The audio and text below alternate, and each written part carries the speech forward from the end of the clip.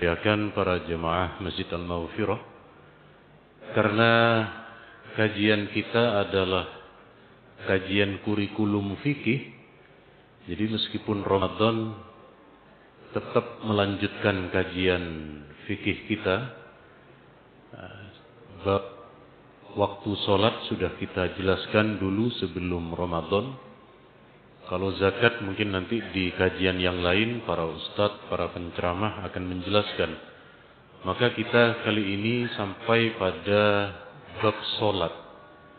Jadi nanti di slide saya ini ada cukup banyak slide-nya, tetapi yang kita kemudian nanti pelajari adalah bagaimana menurut riwayat ini ada orang yang melakukan sholat begini, ada yang riwayat begini, sholatnya begini, dan seterusnya.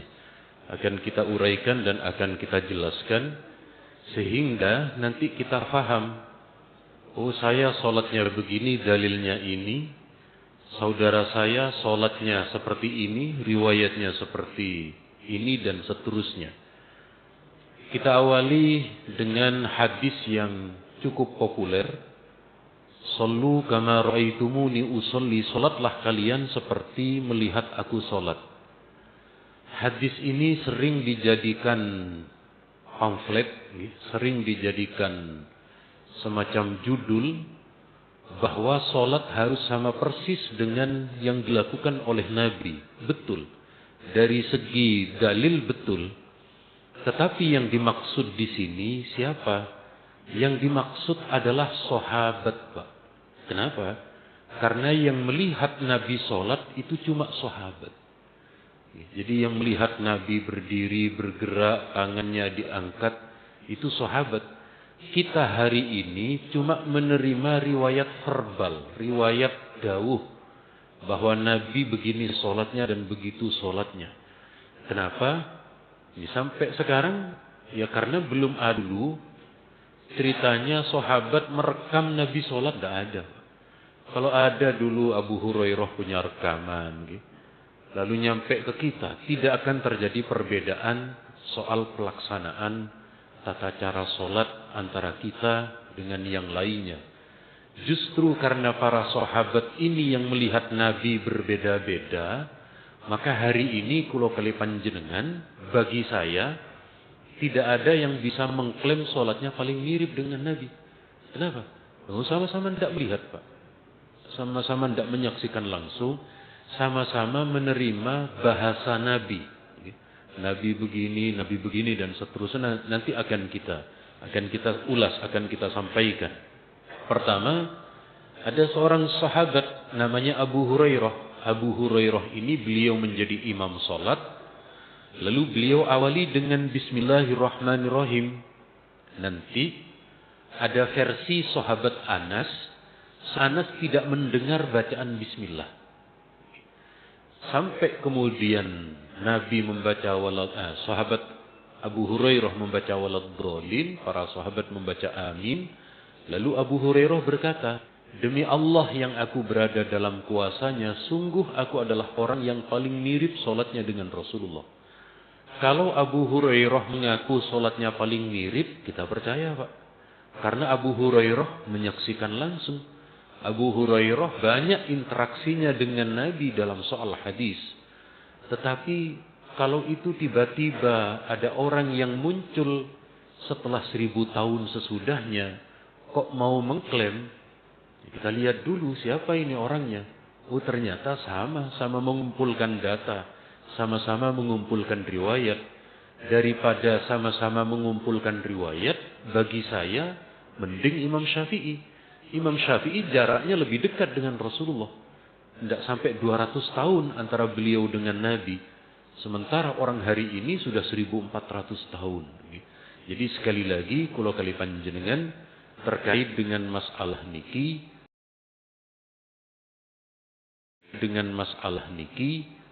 yang terinti selama di dalam solat niku ada batasan-batasan ijtihad, kalau kali panjenengan kemudian ini tidak perlu terlalu memperdebatkan, apalagi kemudian sampai menyalahkan antara satu dengan yang lain.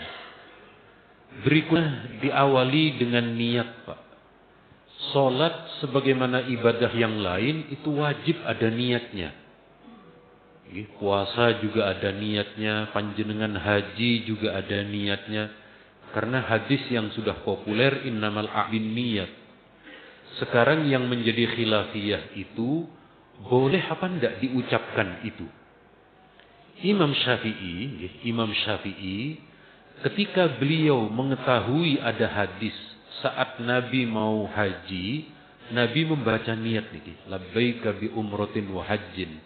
Ya Allah, aku penuhi panggilanmu untuk umroh dan haji. Niki terdapat dalam riwayat Imam Muslim. Maka di dalam mazhab Syafi'i niku ada namanya metode qiyas, Pak. Apa metode qiyas niku? Analogi, menyamakan. Salat dan haji niku sama-sama rukun Islam. Maka kemudian Imam Syafi'i niku beliau pernah membaca niat sebelum salat.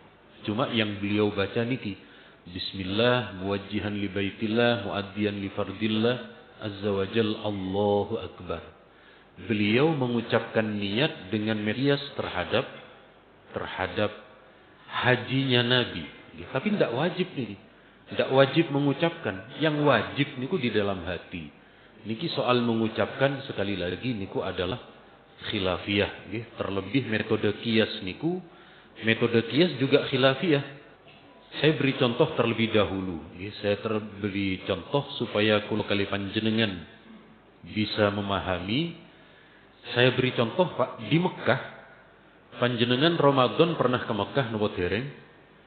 Kulo doakan mugi ada di antara kita yang diberi kemudahan di bulan Ramadan tahun depan untuk ke Mekah dan Madinah.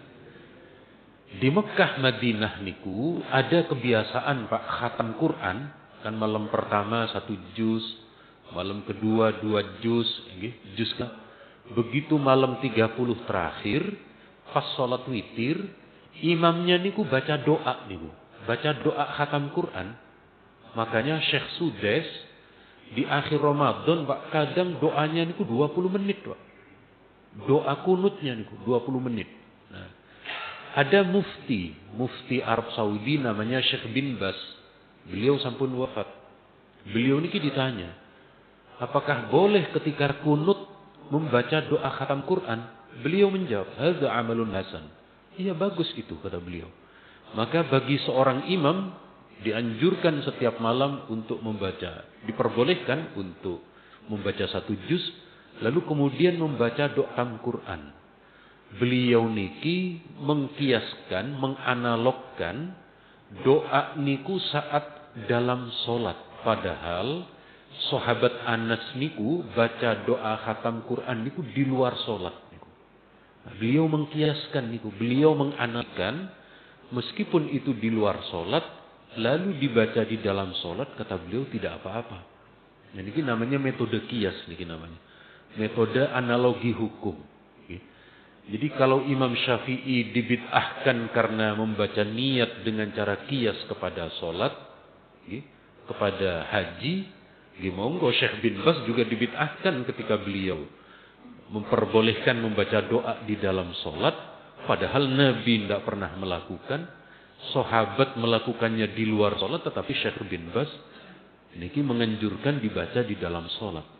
Jadi niki sekali lagi, hal yang semacam niki memang ranah khilafiyah. Ranah khilafiyah kulo kali panjenengan tidak perlu memperdebatkan karena niki ranahnya para imam mujtahid. Lan, Pak, lagian soal niat niku kan sebelum salat. Sebelum salat niku jangankan membaca usolli, Pak. Jenengan pegang HP dulu terus Allahu Akbar nggih boten napa-napa. Panjenengan sebelum salat muter-muter songkok sama melilitkan surban langsung Allahu Akbar, ini ugi boten napa-napa. Karena niku masih di luar pelaksanaan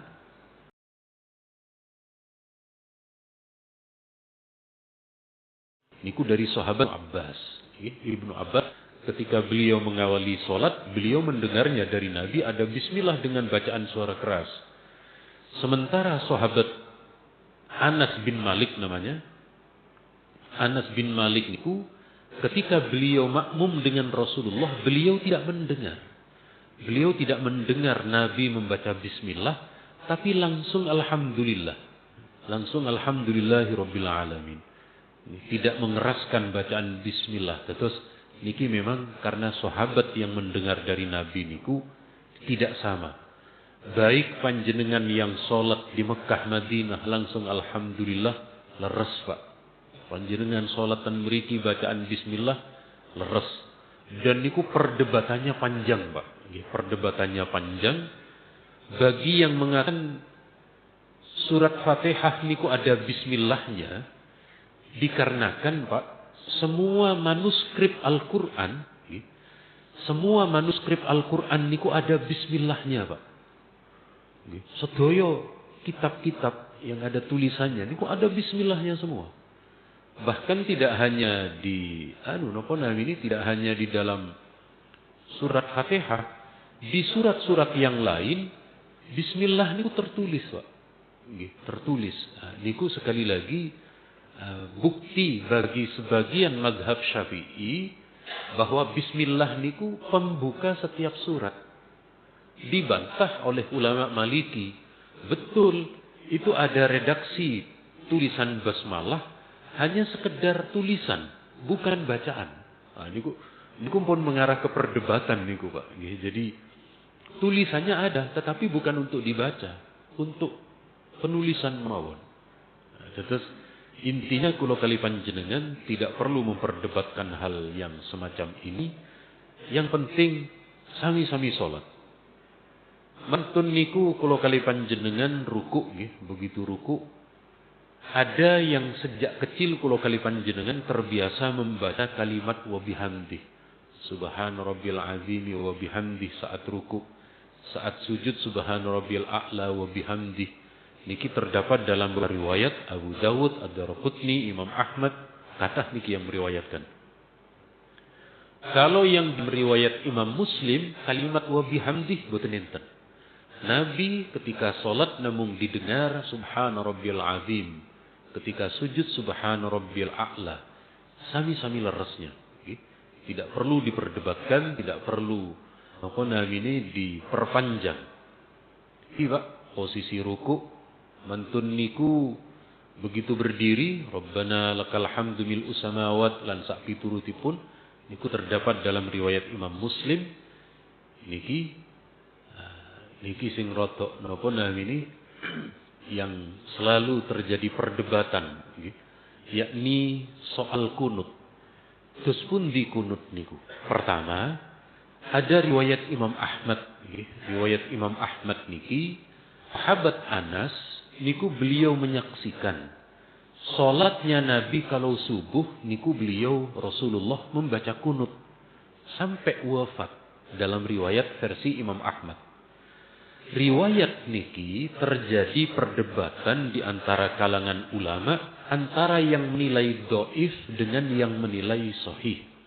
Mazhab Syafi'i diwakili oleh Imam Al-Baihaqi, diwakili oleh Imam An-Nawawi dalam kitab Al-Majmu' mengatakan itu tidak ada masalah riwayat niku karena ada memiliki jalur riwayat. Tetapi golongan ulama yang lain, Hanafi, kemudian Hambali, niku mengatakan hadisnya dhaif. Ini sekali lagi niki perbedaan pendapat dalam penilaian riwayat hadis. Jadi bagi ulama yang mengatakan tidak ada kunut subuh niku riwayatnya niki Pak. Jadi riwayatnya niku awalnya niku sahabat Nabi niku dibunuh Pak. Dan Nabi niki mengutus beberapa sahabat ke kabilah Zakwan namanya. Lalu utusan Nabi niki dibunuh. Karena tidak ada perjanjian perang dengan mereka, Nabi tidak memerangi mereka, tapi Nabi mendoakan laknat Pak. Semoga kabilah Zakwan dilaknat.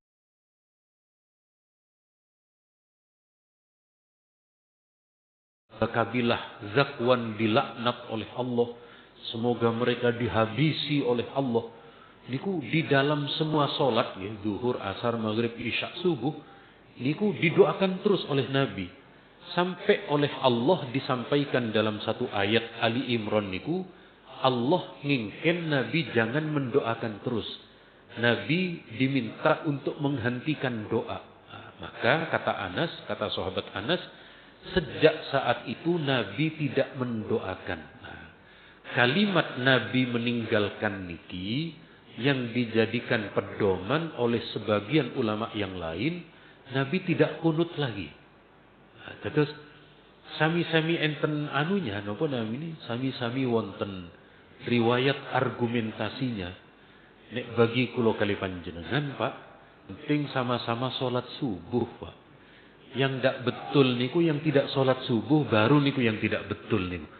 Tapi selama sholat subuh, soal kunut atau boten niku kula kali panjenengan jangan terlalu memperdat. Sampun populer, sudah populer niku ada dua sosok kiai kita, Buya Hamka dengan Kiai Wahab Hasbullah. Beliau berdua niki haji, Pak, naik kapal dulu, yang 1 bulan perjalanan niku. Ketika giliran subuhnya niku gantian kalau ngimami niku, Pak. Ketika giliran Buya Hamka niku kalau subuh beliau kunut, padahal biasanya beliau tidak kunut. Giliran Kiai Wahab Hasbullah menjadi imam, keseharian beliau di Pondok Tambak Beras kunut. Tapi saat niku tidak kunut. Kenapa? Karena beliau niki sama-sama alim, Pak. Apa? Kunut niku sunnah. Menghormati sesama muslim niku wajib. Nah, ternyata Kiai Wahab tidak kunut karena menghormati Buya Hamka. Sebagaimana Buya Hamka kunut karena menghormati beliau. Kalau Buya Hamka pun populer, nih. Jadi Buya Hamka niku kalau datang ke Pondok Gontor, beliau niku mesti tanya dulu sebelum ngimami. Biasa kunut apa ndak? Santri-santri yang di Gontor niku kadang jawab ada. Menurut beliau kunut. Kalau santri-santrinya bilang ndak ada, beliau ndak kunut. Justru sekali lagi kados beliau-beliau ngeten niki orang yang kemudian sangat mengerti terhadap keadaan sesama muslim. Atau ketika panjenengan ke Mekah, Pak. Kalau panjenengan ke Mekah, ke Madinah, coba Anda titeni. Aduh, kok dititeni? Ini kenapa bahasa Indonesianya dititeni? Ditengeri, ya, ditengeri juga Jawa, Pak. Diperhatikan. Coba panjenengan perhatikan posisi Sami Allahu liman hamidah rakaat pertama subuh dengan Sami Allahu liman hamidah rakaat kedua subuh. Niku imamnya, Pak, lebih lama berdiri pada rakaat kedua. Imamnya tidak kunut, tetapi imamnya niku mempersilahkan para jamaah yang mengikuti pendapat mazhab Syafi'i untuk kunut. Beliaunya tidak kunut, tapi memberi peluang, Pak. Memberi peluang. Tapi intinya sekali lagi, kalau niku kunut nazilah niku mendoakan untuk saudara muslim yang sedang mengalami musibah, niku kenging. Ini termasuk hari-hari ini kalau kali panjenengan Palestina diserang malih, niku monggo kalau kali panjenengan niki sudah lagi bukan kunut subuh tetapi kunut nazilah. Terus pun dengan witir. Witir niku juga riyin kalau kali panjenengan sampun nate terkait dengan masalah niki niku terdapat dalam riwayat Imam At-Tirmidzi. Riyin nate kita jelaskan, tetapi boten masalah andaikan kula kali panjenengan mengulang lagi sekilas boten lengkap, Pak, boten sedoyo, yakni dengan terkait dengan doa yang dibaca saat witir di bulan Ramadan. Di bulan Ramadan niki sekedap ten mriki niki. Jadi ada cucu Nabi yakni sahabat Hasan, Sayyidina Hasan niki, beliau mendengar saya diajarkan oleh Nabi doa tentang kunut witir. Kunut witir, lalu kemudian oleh Imam Tirmidzi ten mriki dijelaskan. Para ulama berbeda pendapat soal witir di bulan Ramadan. Ada yang membaca witir satu Ramadan penuh. Kalau mazhab Syafi'i, mazhab Syafi'i niku diriwayatkan dari Sayyidina Ali, beliau niku tidak witir kecuali separuh kedua. Jadi mulai 16 sampai akhir Ramadan niku witir setelah ruku. Ini adalah pendapatnya Imam Asy-Syafi'i yang beliau ambil dari para sahabat dan seterusnya. Itu sekali lagi niki juga ranah khilafiyah. Mantun niku kula kali panjenengan niki doa di antara dua sujud. Allahumma firli warhamni wajburni wahdini warzuqni. Bacaannya niku napa namanya diambil dari beberapa sumber yang pada intinya kula kali panjenengan tidak ada masalah. Niki Pak posisi sujud niku harus ada 7 anggota sujud. Pertama dahi, kemudian kedua telapak tangan, kedua lutut, lalu kedua kaki. Hidung bagaimana? Mazhab Syafi'i tidak mewajibkan hidung. Tapi enten riwayat Al-Baihaqi, Nabi menem hidungnya, Pak. Nah, tapi untungnya mazhab Syafi'i ini tidak wajib. Kenapa? Kalau wajib, yang kesulitan kita, Pak, yang hidungnya pesek ini gila kedandusel-dusel ten. Apa namanya ini? Kesejadah niku nggih. Nggih sing mancung sekecoh tiang-tiang Arab sing irungi 3 cm ngoten niku, Pak. Masih boten dusel niku pun napa namanya ini? Pun menyentuh ujung hidungnya. Tapi intinya bagi sebagian ulama boten kewajiban. Niki sujud, kemudian termasuk bacaan saat sujud, Pak. Termasuk bacaan saat sujud niki terjadi perbedaan redaksi. Niki yang biasa dibaca sebagian at-tahiyatul mubarakatus salawatut thayyibat. Niku terdapat dalam riwayat Imam Muslim. Versi yang lain sama at-tahiyatu lillah wassalawatu wathayyibat. Kula suatu ketika niki kula menjadi juri untuk SDMI lomba praktek salat ten daerah Benowo mriku. Kula ketika enten praktek salat dari sekolah tertentu, gurunya datang ke kula, Pak. Kata gurunya, mohon maaf, nanti bacaan murid-murid saya tidak sama seperti pada umumnya. Nggih kula semerep saya gitu kan, Pak. Karena memang redaksi riwayat dari sahabat niku sekali lagi banyak versinya. Niki soal duduk intinya mekaten. Ada posisi duduk tahiyat awal, ada posisi duduk tahiyat akhir. Apa bedanya? Bedanya kalau panjenengan duduk dilanjutkan berdiri, namanya adalah duduk tawarruk. Duduk di atas kedua bokong. Niku ketika dilanjutkan untuk berdiri. Sementara iftirosh, niku duduk untuk diiringi dengan salam. Diiringi dengan salam niki duduknya semacam ini. Mantun niku soal mengangkat jari, Pak. Mengangkat jari semua sepakat ketika tahiyat niku jari telunjuk niku diangkat. Niki sedaya sepakat niki. Hadis riwayat Imam Muslim wonten dan riwayat pundi-pundi kata. Bedanya niku sejak kapan? Sejak kapan? Kalau di dalam mazhab Syafi'i sejak mengucapkan asyhadu alla ilaha illallah. Pada kalimat illallah niku dalam riwayat Al-Baihaqi Nabi mengangkat telunjuknya. Dalam riwayat Imam Muslim niku sejak duduk. Makanya kalau kali panjenengan dengan teman sholat niku terkadang begitu duduk langsung diangkat. Boten masalah, sama-sama betul. Apakah telunjuk niku digerakkan nopo didiamkan? Niki juga ada 2 sahabat. Dalam riwayat Abdullah bin Zubair, Nabi mengangkat telunjuk lalu Nabi tidak menggerak-gerakkan. Tapi dalam riwayat sahabat Abu Wa'il niku melihat Nabi menggerakkan jarinya. Sami-sami leres, tidak perlu diperdebatkan. Untuk niku masalah Tun niku masalah bacaan solawat Pak. Ada yang tidak berkenan dengan bacaan Sayyidina pun leres niku. Ada yang solawatnya pakai Sayyidina. Dari mana riwayat kalimat Sayyid niku ada di dalam solawat Ibnu Mas'ud Pak. Jadi ten mriki dalam riwayat Imam Ibnu Majah, Ibnu Mas'ud niku punya redaksi solawat enten kalimat Sayyidil Mursalin. Kalau kalimat Sayyidina niku dibid'ahkan, nggih monggo Ibnu Mas'ud niki juga dibid'ahkan. Ibnu Mas'ud niku baca solawatnya, beliau ada kata-kata Sayyid. Terus niki juga ranah khilafiyah. Kalau kali panjenengan tidak perlu memperkan. Berikutnya inggih menika terakhir Pak. Setelah salam niku ada yang mengusap wajah, ada yang tidak.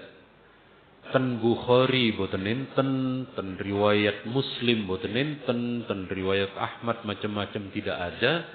Sing wonten niku ten riwayat Tabrani. Dalam riwayat At-Tabrani, sahabat Anas niku melihat kalau Rasulullah selesai sholat, Nabi mengusap dahi beliau. Dahi Pak, yang diusap niku jabhah. Jadi kalimat niki, kalimat jabhah niku kening. Kening nih. Cuma niki lagi-lagi terjadi perbedaan penilaian antara doif dengan yang tidak. Cuma yang jelas kalau kali panjenengan napa ini terkait dengan tata cara sholat, niku riwayat versi hadisnya kathah. Sepindah malih selama niku masih dalam lingkup tata cara sholat ingkang wonten koridor ijtihad ulama, kula kali panjenengan tidak perlu permasalahkan. Soal mengklaim paling mirip dengan Nabi monggo silahkan, tetapi selama kula ulang-ulang, selama masih di dalam koridor ijtihad, kula kali panjenengan tidak perlu menyalahkan. Sekedap kan mriki kula enten niki Pak, enten napa namini, enten tata cara pelaksanaan ibadah. Apakah ibadah niku harus pelaksana dengan Nabi? Sekedap. Jangan langsung segera mau vonis. Kan hadis niki Pak, ketika akan haji, Aisyah dawuh, kami ketika melakukan haji dengan Nabi, para sahabat niku hajinya ada 3 cara. Nabi melakukan haji ifrad namanya. Haji ifrad niku Pak, haji dulu, selesai haji, lalu umroh di belakang. Niki lebih lama, pakai baju ihramnya lebih lama. Lalu kata Aisyah, ada di antara kami itu yang tamattu kados yang Indonesia. Ke Mekah langsung umroh. Setelah umroh pakai pakaian biasa. Nanti menunggu tanggal 8, tanggal 9 ihram haji. Ada yang kemudian kiron namanya. Kiron niku 2 in 1 Pak. Perbuatannya 1, niatnya 2. Padahal Nabi niku hajinya melakukan haji ifrad Pak. Oh ternyata boten enten sing salah Pak. Kula kali panjenengan nek pengin haji ni kita ibadah harus sama dengan Nabi. Monggo mangke nek haji niku haji ifrad Pak. Mulai tanggal jenengan rawuh nggih, misalnya panjenengan rawuh niku ket tanggal 1 Zulhijjah sampai tanggal pinten? Sampai tanggal 12 niku pakai pakaian ihram Pak. Waktu kemarin haji niku kula ketemu dengan orang melakukan haji ifrad niku. Jadi di hotel niku tiap hari pakai baju ihram Pak. Nek kula terus terang mboten kuat. Setelah kula teliti ternyata kenapa beliau kok kuat? Ndak bawa istri Pak. Ndak bawa istri nggih mesti mawon kula. Lho kula bekto bojo Pak. Nggih napa namine? Nggih tamattu Pak. Tamattu niku nggih umroh dulu mantun ngoten enten jeda 1 minggu. ngoten enten jeda 1 minggu. 1 minggu kan lumayan, Pak. Napa namanya ini? Waktu maksud kalau lumayan niku nggih bisa berpakaian seperti biasa, bisa ke Mekah dan ke tempat-tempat yang lain nggih. Jadi sekali lagi kados niki selama Nabi membenarkan praktik, maka tidak ada masalah kula kali panjenengan ijtihad ulama di dalam ibadah niku. Saking sekap semanten riyin, monggo wonten pertanyaan. Boten enten nggih, alhamdulillah Pak bisa cepat pulang lebih cepat nggih. Understand apa boten niki, Pak? Nggih pokoke subuh mantuk-mantuk nggih kula pun marem pun niku. Assalamualaikum Ustaz. Waalaikumsalam. Di dalam tiap surat di Al-Quran kan ada bismillah. Kecuali surat Taroah. Itu bagaimana Ustaz? Sebab-sebabnya sudah. Matur nuwun. Leres niki kita cek nggih leres niki surat Al-Quran ada 114 surat. Giliran surat At-Taubah namanya ten mriki At-Taubah niki boten enten, langsung bara'atum minallahi wa rasulihi dan seterusnya. Kenapa di surat ini kok tidak ada bismillah? Bismillah niku menunjukkan, Pak, kemahalas kasihan Allah. Ar-Rahmani yang maha kasih, Ar-Rahimi yang maha penyayang. Surat At-Taubah niki, Pak, surat perintah perang, Pak. Terus bara'atum minallah. Bentuk pelepasan dari Allah dan Rasulnya.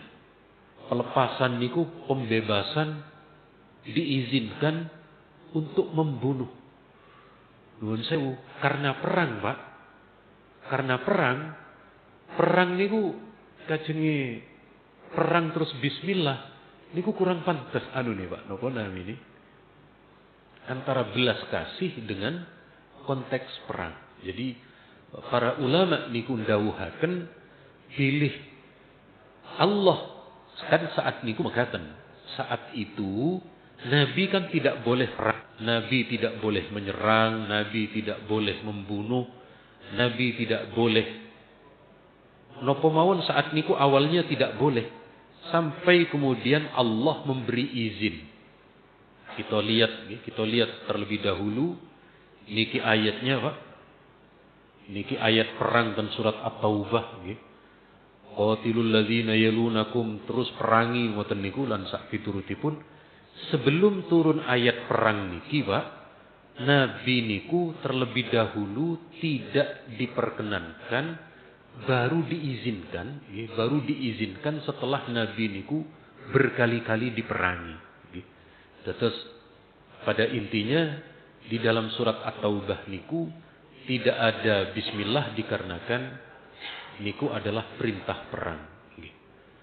Matur nuwun, monggo salajengipun. Nggih. Waalaikumsalam. Kita banyak melihat bahwa jari kaki itu ditembakkan antara satu jamaah dengan jamaah. Itu ada riwayat. Ketika sholat nggih.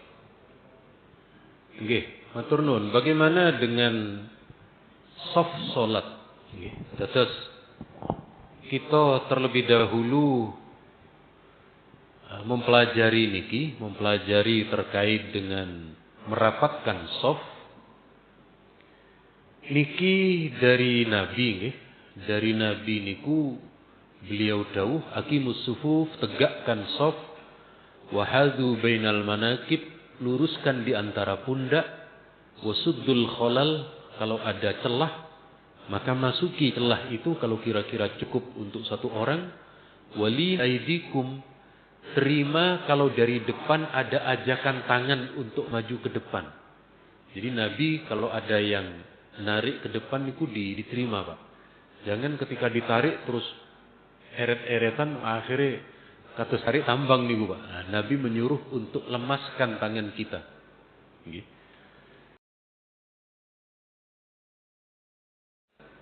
Nggih. Terkait menempelkan pundak dan kaki niku dawuhnya sahabat Anas.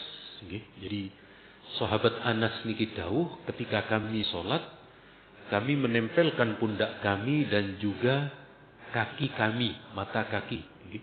Antara satu dengan yang lain saling menempel. Miturut ulama Al-Azhar, miturut ulama Al-Azhar, yang dimaksud ten mriki adalah saking rapatnya, Pak. Saking rapatnya niku tidak ada celah seolah kaki niku nempel. Jadi kata beliau ulama Al-Azhar, yang menempel niku bukan berarti menginjak. Kalau menginjak dapat mengganggu kekhusukan, kata beliau mengatakan. Tetapi sekali lagi ini tetap menjadi khilafiyah antara yang tekstualis niku napa wonten riwayat niku dengan yang tidak. Jadi sampai sekarang niki napa namini kula kali panjenengan melihat soft niku ada yang betul-betul sampai menginjak, ada yang boten. Nek panjenengan pengin semerep foto-foto di Masjidil Haram, di belakangnya imam niku ndak sampai menginjak niku, Pak. Nggih. Hanya sekedar napa namini? Hanya sekedar rapat, nggih. Kula insyaallah nanti napa namini?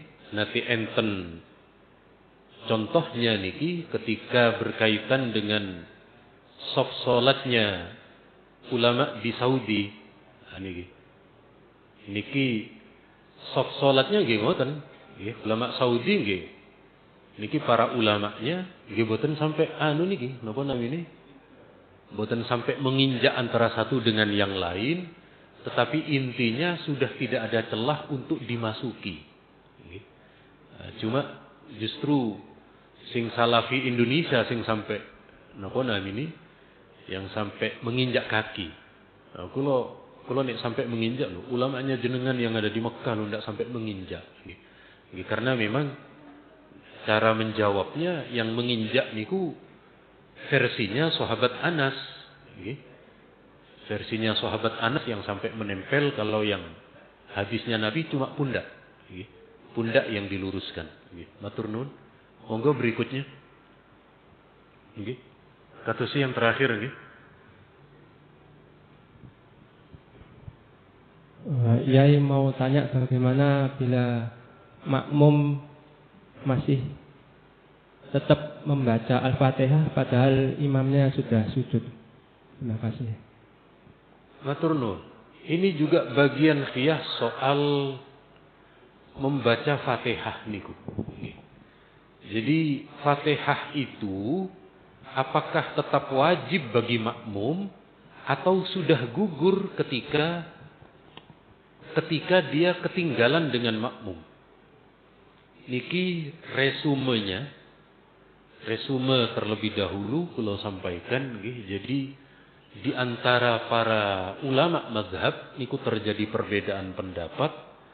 3 mazhab baik imam atau makmum niku wajib membaca Fatihah. Mangki hadisnya wonten kecuali mazhab Hanafi. Mazhab Hanafi mangki nggih enten piyambak dalil hadisnya. Pertama, Nabi dawuh la salat liman lam yaqra bi ummil Quran. Tidak sah salat seseorang kecuali dengan membaca surat Fatihah. Niki pertama, dalil secara umum. Kedua niku Nabi niki napa namine? Nabi menjadi imam. Ketika Nabi menjadi imam, Nabi baca Fatihah, sahabat mengikuti bacaan Fatihahnya Nabi. Pas Nabi baca surat, sahabat ikut juga membaca surat. Setelah sholat, Nabi bertanya, apa kalian tadi meniru bacaan saya? Nabi, kami ikut bacaan panjenengan. Nabi tahu, la taf'alu. Jangan kamu baca seperti bacaan imam, kecuali Fatihahnya. Maka berdasarkan hadis niki, bagi makmum tetap wajib membaca Fatihah. Dalam versi riwayat Abu Dawud At-Tirmidzi. Dalam riwayat Imam Nabi dawuh, man kana lahu imam fa qira'atuhu lahu qira'ah. Barang siapa yang menjadi makmum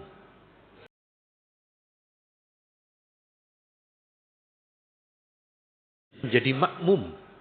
Barang siapa punya imam berarti kan menjadi makmum.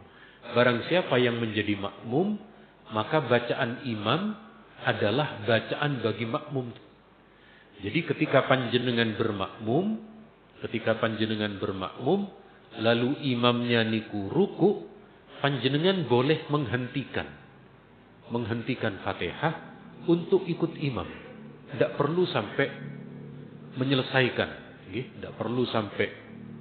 Misalnya panjenengan baru datang Allahu Akbar, Bismillahirrahmanirrahim, Alhamdulillahirabbil alamin. Imamnya baca surat minimalis, Qul huwallahu ahad, lalu ruku. Panjenengan begitu selesai Alhamdulillahirabbil alamin, monggo ruku, boten napa-napa. Sebab dalam riwayat Imam Ahmad niki, bacaan Fatihahnya imam niku sudah otomatis menjadi bacaan Fatihahnya bagi makmum. Jadi kula kali panjenengan dalam hal niki ingkang longgar-longgar mawon ikut bacaan imam. Kalau tasik menyelesaikan dengan nunggu waladhdallin, imamnya pun sujud, niku ketinggalan ketinggalan banyak rukun. Terus ingkang enteng mawon bahwa Fatihahnya makmum niku sampun tercover di dalam Fatihahnya imam. Ngapunten sebab niki Ramadan, Pak. Umpami boten kula ladeni sampai jam 6, Pak. Sebab nek boten Ramadan kan enten wedange niki boten enten, niki boten enten. Niki pun ngelak sedaya niki sami lah panjenengan juga sampun berpuasa. Pada intinya hadis terkait dengan masalah salat niki kathah, Pak. Terkait dengan salat niku banyak. Maka kula kali panjenengan monggo untuk berprasangka baik kepada sesama muslim. Sebab niki, Pak, kula tunjukkan niki para imam ulama ahli hadis, beliau katakan, kata Imam Bukhari, beliau menghafal hadis niku 300.000, Pak. Niku kuatah 300.000 niku, Pak. Kemudian Imam Ahmad niku mengetahui, yang beliau ketahui ada 700.000 hadis. Kula kali panjenengan semerepe paling hadis arba'in, paling semerepe niku Riyadhus Shalihin. Hadis niku banyak, Pak. Maka monggo panjenengan yang sudah terbiasa dari ustadz panjenengan pun sambil menerima hadis dari ustadz ataupun ulama yang lain, tidak ada salahnya. Karena hadis niku jumlahnya banyak, dan kata Imam Bukhari yang sahih niku ada sekitar 100.000 hadis. Kula cekapaken semanten, mugi-mugi sedaya pinahat wal afiyah. Dan niki insyaallah kurang sepekan niki insyaallah puasanya jangkep 30 hari, tidak ada perbedaan baik metode ru'yah ataupun metode hisab. Mugi sedaya kalian Allah diparingi keberkahan Ramadan, rezekinya, kesehatannya, keluarganya, dan kenikmatan-kenikmatan lintu. Amin Allahumma amin. Cekap semantan subhanakallahumma wa bihamdika asyhadu an la ilaha illa anta astaghfiruka wa atubu ilaik. Wassalamualaikum warahmatullahi wabarakatuh.